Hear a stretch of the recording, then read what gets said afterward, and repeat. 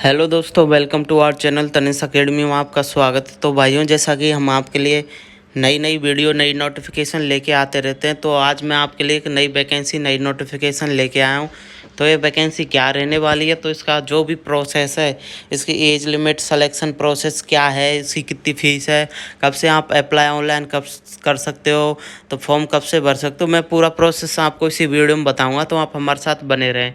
तो सबसे पहले मैं बात कर लेता हूँ इस वैकेंसी के बारे में। तो इस वैकेंसी के मैं आप हमारे साथ बने रहें। तो बिना टाइम गवाए बात कर लेते हैं। वैकेंसी निकाली गई है ministry of railway, Indian railway के द्वारा ये वैकेंसी निकाली गई है। जैसा कि यहाँ दिख रहा है, government of India, ministry of railway, railway recruitment cell, RRC की तरफ से वैकेंसी निकाली गई है। सेंट्रल रेलवे की यह वैकेंसी है।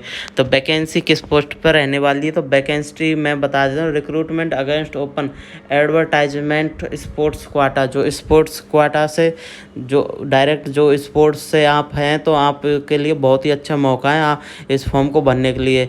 जो भी किसी ने नेशनल लेवल पे, स्टेट लेवल पे स्पोर्ट्स खेल रखे हैं, तो आप उस स्पोर्ट्स क्वाटा की तरफ से वैकेंसी है, तो आप फॉर्म भर सकते हो। इसके बाद मैं बात कर लेता हूँ। Central railway invites online application from the eligible sports person who are citizen of India, India के रहने वाले हैं उनके लिए। टोटल नंबर ऑफ वैकेंसीज की बात करूँ तो टोटल नंबर ऑफ वैकेंसीज आपकी 21 रहेंगी। 21 ग्रुप सी की ये वैकेंसी रहने वाली है। इसके बाद मैं बात कर लेता हूँ आपको फॉर्म कब से भरना है। तो मैं बात कर लेता हूँ, आपके फॉर्म 18 सितंबर से चालू हो चुके हैं। जो 18 सितंबर गई है अभी, उससे चालू हो चुके। लास्ट डेट की बात करूँ तो लास्ट डेट आपकी 17 अक्टूबर रखी गई है। तो 17 अक्टूबर से पहले आप इस फॉर्म को भर सकते हो। इसके बाद मैं बात कर लेता हूँ लेवल 7 CPA, यानी कि आपका इसमें वो जो स्पोर्ट्स कोटा की ये वैकेंसी है। तो किस किस स्पोर्ट्स की, जैसे कि यहाँ पहला है एथलेटिक्स की, फिर बैडमिंटन की मेन के लिए, बैडमिंटन वुमेन के लिए है। तो नंबर ऑफ पोस्ट 111, टोटल 5 हैं।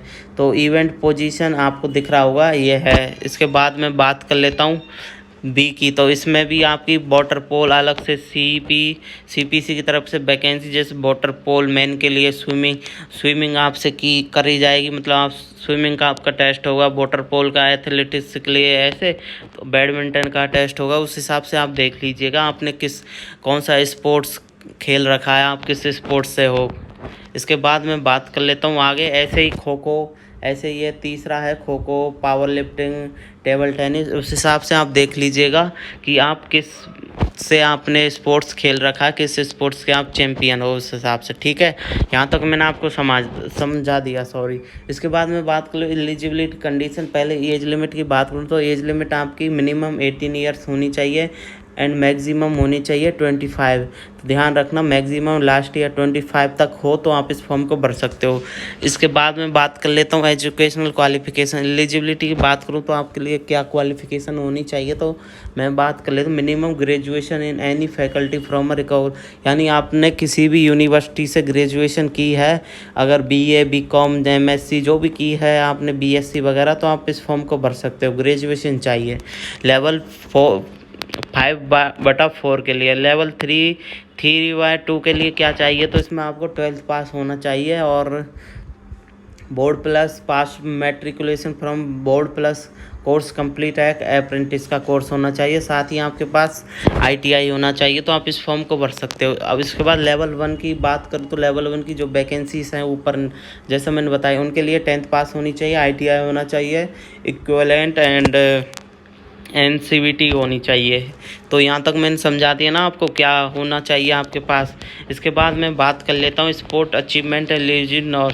तो जो है ना, मैंने बताया था, जैसे लेवल 5/4 के लिए क्या चाहिए, तो आपको at least position in world cup आपने खेला हो, एटलीस्ट थर्ड पोजीशन इन जो ये गेम है ना, ये स्पोर्ट्स गेम, इनमें आपकी थर्ड पोजीशन रही हो, तो आप इसको फॉर्म को भर सकते हो।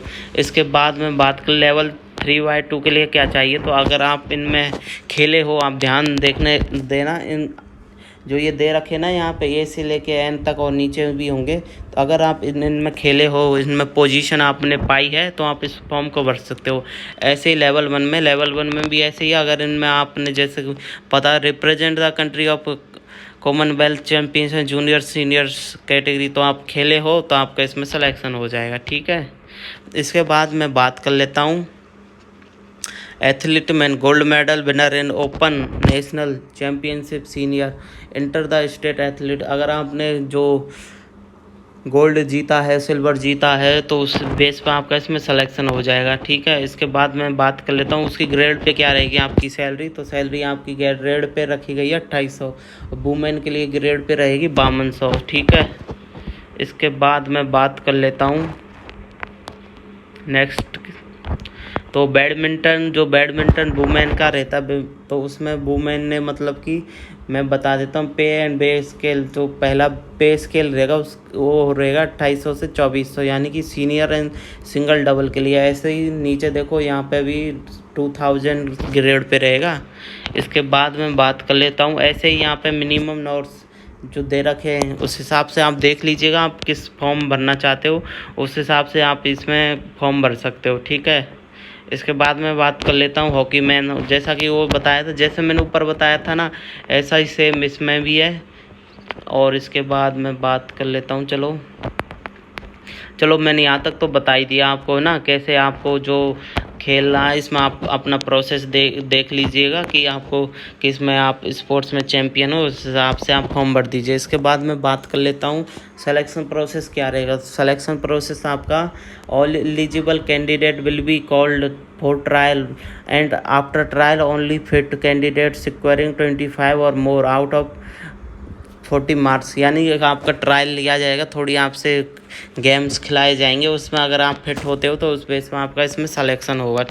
इसके बाद मैं बात कर लेता हूँ डिस्ट्रीब्यूशन मार्क्स कैसे आएंगे। तो मार्क्स फॉर असेसमेंट और sport achievement S 50 marks end game skill and जो आपका वहाँ होगा एजुकेशनल क्वालिफिकेशन के 10 मार्क्स। तो टोटल 100 मार्क्स का आपका ये एग्ज़ाम सा हो जाएगा। एग्ज़ाम है नहीं पर एग्ज़ाम सा हो जाएगा। और ग्रेड पे मैंने बताई थी, तो आप उस हिसाब से देख लीजिएगा आप किस में फॉर्म भर रहे हो। इसके बाद मैं बात कर लेता हूँ एप्लीकेशन फ़ीस की। तो एप्लीकेशन फ़ीस आपके लिए जो है 500 रहेगी पर कैंडिडेट फ़ीस, एंड जो SC ST के हैं उनके लिए 250 to 50 रहेगी फ़ीस। ठीक है, इसके बाद मैं बात कर लेता हूँ आगे, मैं बता देता हूँ इम्पोर्टेंट पॉइंट।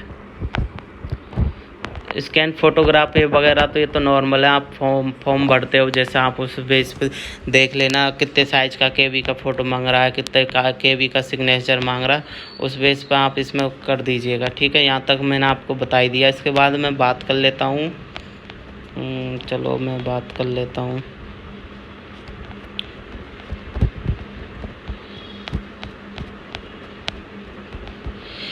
जैसा कि मैंने अब बताया ना, तो ये नीचे फॉर्म दे रखे हैं, ये आप डाउनलोड कर लीजिएगा, इनको भर लीजिएगा।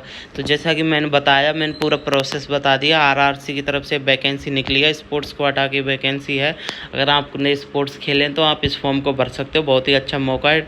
टोटल वैकेंसी 21 थी, तो मैंने पूरा प्रोसेस बता दिया है कैसे आपको फॉर्म भरना है, क्या इसमें क्वालिफ़िकेशन रहेगी, आपका सिलेक्शन कैसे होगा वो भी मैंने बता दिया है। अगर आपने वीडियो ध्यान से देखी हो तो आपको समझ में आया होगा। इसके बाद मैं बात कर लेता हूँ और चलो कुछ, तो मैंने पूरा प्रोसेस बता दिया। अगर आप भी कोई डाउट हो तो हमें कमेंट ज़रूर करना, जिससे मैं आपका कमेंट पढ़ सकूँ, क्लियर कर सकूँ। और ऐसी वीडियो देखने के लिए हमारे चैनल तनिष्क अकेडमी का